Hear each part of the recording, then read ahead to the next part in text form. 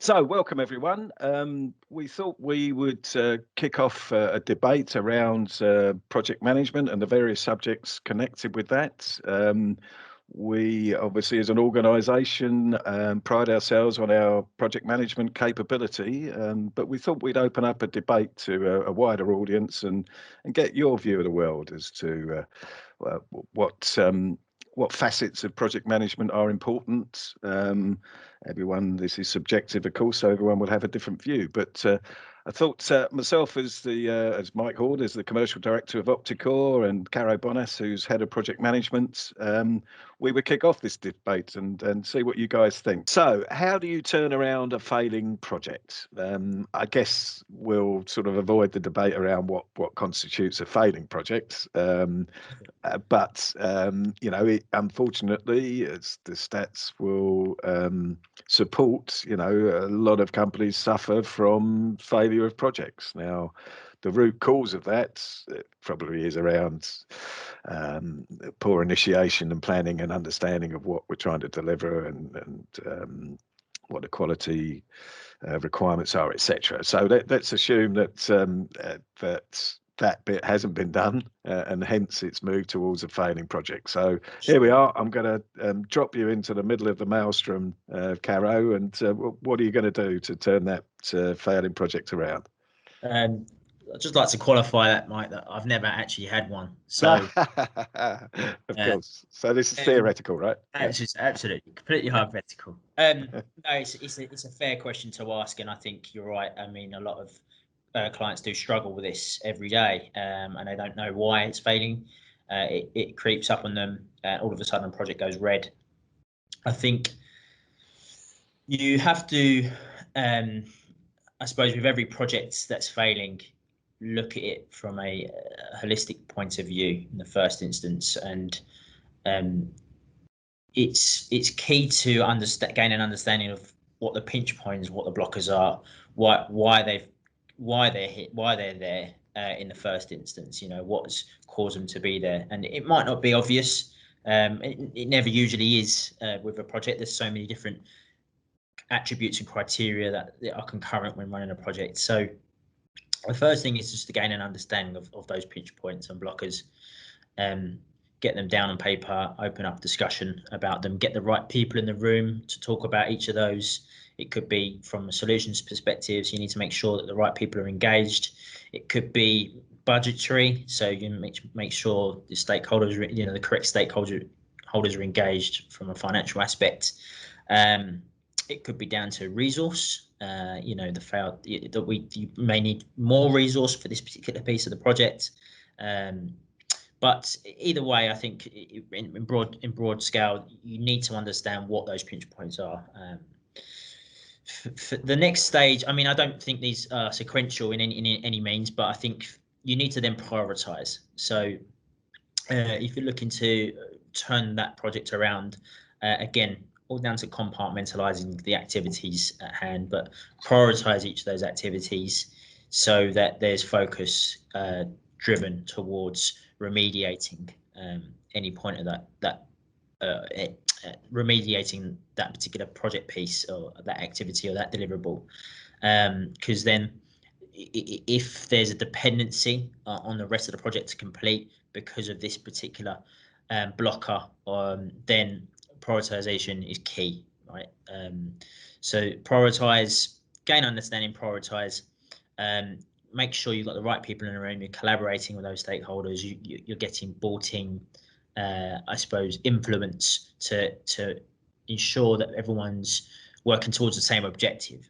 That's key. So communication, making sure that those stakeholders are understanding of and they're transparent to what the blockers are. What's key and where I've seen projects fail before is from the outset, they don't have a realistic target. So it could be you need to deliver X, Y, and Z. You've got 3 weeks to do it. You've looked at what you need to deliver, and actually it's going to take 9 weeks. But someone's already set the expectation that it's going to be 3 weeks. That project's already red before you even started.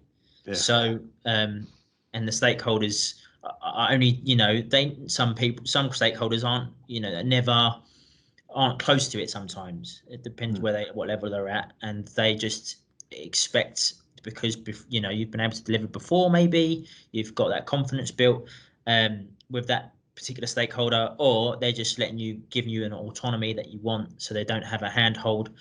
And they just expect that's going to be what it is, and then 3 weeks later you go, oh, the project's red, and those are where the questions come.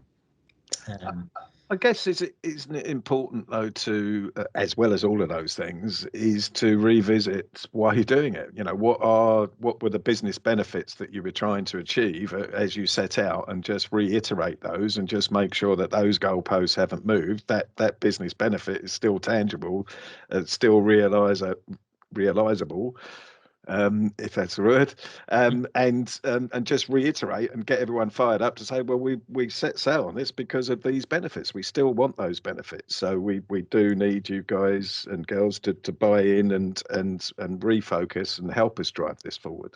Sure, absolutely. And then by virtue of doing that, you will then hopefully rebaseline that activity or the plan if necessary, and turn that project around, because you've worked with the stakeholders, you've given them the visibility of what the benefits were, and how you want to realize them. You've given them the understanding of where the blockers are, what the pinch points are, what you need to do to remediate them, how you've prioritized, or how you're going to prioritize each of those deliverables, and then, as you say, Mike, you must work to collaborate with them. Collaboration is key. You don't want to just provide an instruction and go away and do it without support. I think support is integral to a project's delivery. And for me, there's obviously more factors and more variables that could be considered. Again, it's subjective, based on the individual project, but high level, holistically, those are the sort of key attributes that I'd work towards. Those are the key attributes I would look at to turn around a failing project. I guess, yeah, it's getting an honest understanding of what those blockers are as well. That's perhaps the easy bit, is to identify the blockers. The challenge is then resetting expectations in a realistic way, to say, because you get one chance at this. You've got a failing project, you can't keep failing on that project. So I think, as you pointed out earlier, I think you've got to reset some expectations and maybe make them more realistic than they were at the start. Absolutely. I think that's key. I mean, your question is, how do you turn around a failing project? I think people need to work towards, let's make sure this project doesn't fail. So let's start off with the right foot and set the realistic targets. Make sure the benefits aren't, too heavy in terms of what you're trying to achieve, and gain that confidence and it's transparency at the beginning, to make sure that everyone's bought into the same delivery plan as you're trying to present. Yeah, and I guess one of the key things around a failing project is assuming that you do get it back on track, and realise those business benefits is the lessons learned from that. Because generally, in my experience, a failing project fails right at its inception. And I think that's where a lot of lessons should be learnt. They're not always learnt, so that you don't keep repeating the same mistakes. It might be systemic, that your project initiation methodology and processes aren't fit for purpose, and that out of the back of a challenge like a failing project comes an opportunity to improve. And I suppose that's what we need to refocus the organisation in a broader sense on examining themselves, warts and all, and being honest with themselves and saying, well, this has failed because we failed back here, so we need to change that culture. I think that's an interesting point you made there as well, Mike. And I think this is a question that I'd like to ask the audience, is how many times do they look back on lessons learned? Yeah.